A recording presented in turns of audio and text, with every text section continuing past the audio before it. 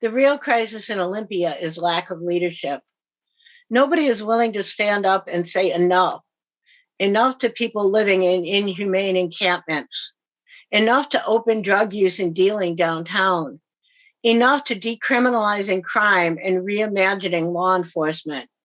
Enough to political violence and intimidation. The current council has lost control of our city. They cannot even provide basic public safety anymore. Why should they be given another 4 years? Ensign Street, the jungle, Wheeler Street, the mitigation site, the Artesian Well, Percival Creek, Deschutes Parkway. People are ashamed of our city.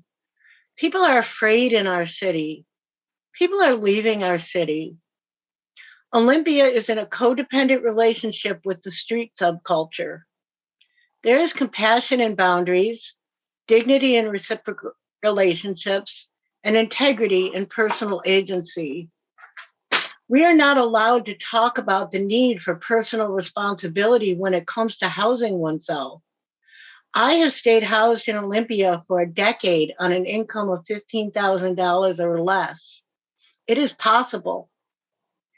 87% of Olympians believe homeless response is on the wrong track. 77% of Olympians do not feel safe downtown at night. 70% want increased law enforcement presence. We must reject magical thinking in favor of reality-based solutions.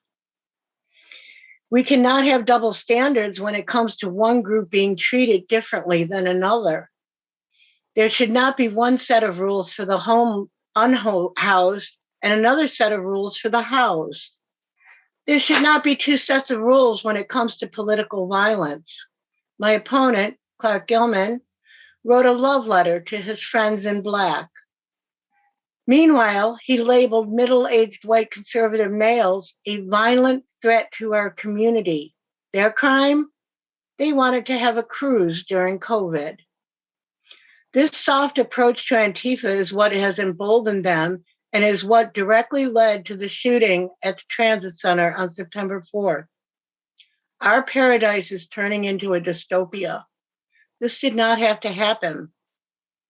If elected, I will balance the rights of the homeless with the rights of the greater community to have a safe and clean environment. I will not defund or demonize OPD. They are not the problem, but they can be part of the solution. I will support housing construction for all income levels and will work to create a business-friendly climate. We are being asked to accept that which should not be accepted. On November 2nd, vote for courage.